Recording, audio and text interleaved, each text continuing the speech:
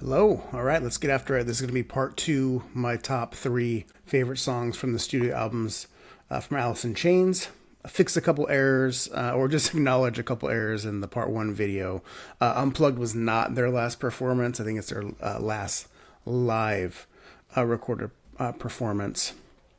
And then I got some, when I was talking about some lyrics, I got some of those wrong, I think specifically on the song Down in a Hole. So my bad. I've been hearing the lyrics for so long one way, and they're slightly different. Still awesome either way you hear it, but just correcting those. But yeah, let's get on with this. Lane Staley passes away. Jerry Cantrell's got a couple solo records out, Boggy Depot and on Degradation Trip. I ended up seeing him in concert with a couple of my buddies.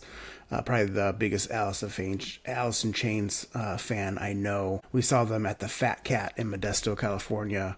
So in 2002, and they had this band open before them.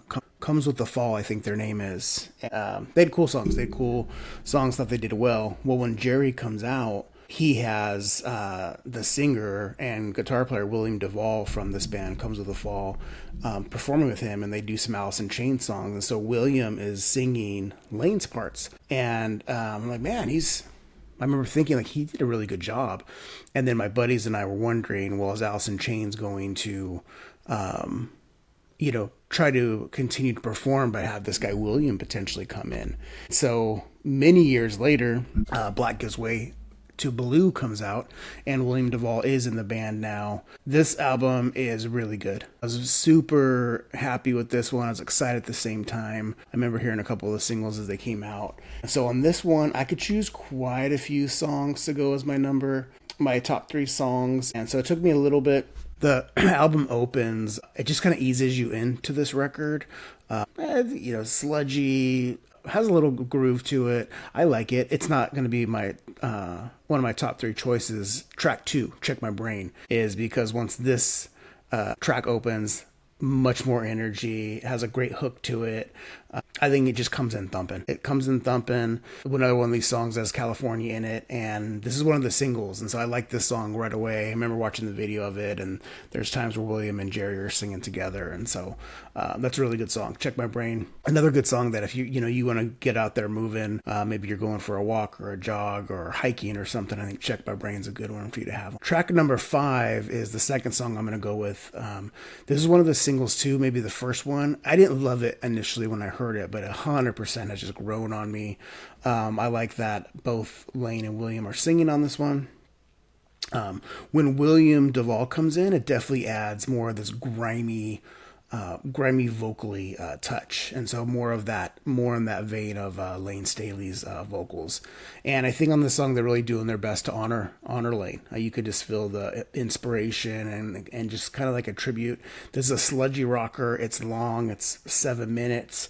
And I just think it's so long, it just takes you on this journey, kind of like this progressive, sludgy journey. And the song has this edge to it. It's one of those songs that I just think, man, if you have a horror film and you're looking for songs, this can build the creep factor. And I think you could say that about a lot of the Alice in Chains songs. But Looking View, really like that song. And then the other track I'm going to go with is... this album has a couple bonuses. So you have 12, the piano mix, and then you have 13, the live version. I'm going to go Black Gives Way to Blue, the piano mix. And this song I liked from the get-go. Put it on my mellow acoustic playlist. It's just a beautiful track, and at the same time it feels dreary and filled down, but I like music like this. I mean, I just really love this song. It's Jerry singing, there's piano, there's some guitar. This is just a song about loss, and it is stripped down, but I never skip it. And it's one I listen to a whole bunch, and so I think they do a great song to finish out the record. Definitely buy this album. It's one of my favorite Alice in Chains records. One day I'll do an album ranking, but yeah, this was my favorite with William DuVall. And so next we'll jump into The Devil Put Dinosaurs Here. This one came out like 4 years later. And so the first song I'm going to go with is Stone. It's track 3. I like the bass and the drums open it up, has a good chug to it. And then the guitars kick in. Alice in Chains does a great job of layering their music and layering their vocals. And so it's that band, you need to have, one earbud is not going to do you justice. So you can hear everything. And for me, it takes me a while. I need to hear it a few times, and then I'll start like, oh, I missed that part. I missed this part. And so that's another cool thing about Alice in Chains is their music's pretty dynamic and diverse. And so, yeah, I like how Jerry and William are singing off each other on this one. I just think Stone is a strong rockin' song. The next song I'm going to go with, I'm going to jump down to track 10, Phantom Limb. This is another 7-minute song, 7-minute track. The opening riff is just infectious. And then the drums kick in. And so, you're just start moving with this song. The other guitar comes in, adding to that layering effect that Alice in Chains does so well. And then William and Jerry are both singing together as the vocals begin. And that lyric, I'll just haunt you like a phantom limb. Yeah, creepy. But yeah, dig it. Quintessential Alice in Chains, really good song, Phantom Limb. And then we'll jump back up to track number 6. I think this is just a classic Alice in Chains song. Again, layered vocals, layered music, continues in this like melancholy chug and ramps up at the chorus. And I've liked that one a lot as well. This is another record. I feel like there's a lot of songs I could choose from to be my top 3. And so when I was doing Lab Monkey and Phantom Limb, I was bouncing between like 3 or 4 others. But those are the ones I ended up landing on. This record's not as good as the one we just talked about, but a must buy. A must buy if you like Alice in Chains. Really, really good stuff. And then we're going to go with their most current album. It's called Rainier Fog. This came out in 2018. So there's a 5-year gap in between records. Since then, Jerry Cantrell has released a couple of albums.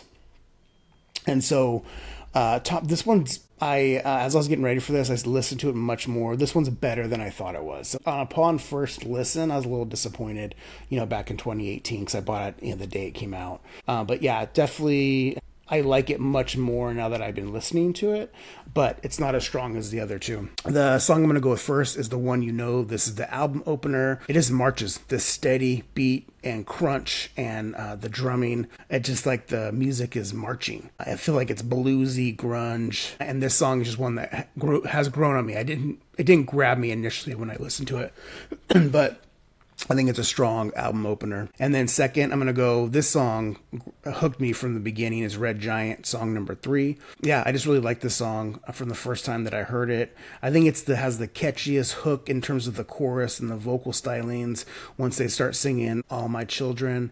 For me, I'm just paying attention more. And I really could see this easily as a album single. I have to look up. I don't remember if this is one of their singles or not. But yeah, Red Giant, like this one. And then for my third song, I really was trying to choose between 7, 8, and 9. And so depending on the day, I was flip-flopping back and forth. I ended up landing on track number 8, So Far Under. It's grimy. It's dingy. I could just hear this one making an appearance on the records with Lane Staley. So those records that came before that.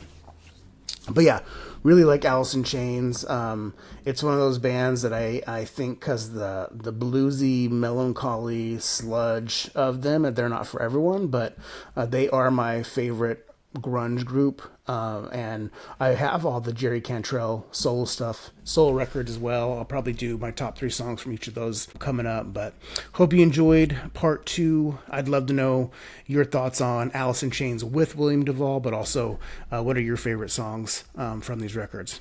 All right, y'all, take care of yourselves.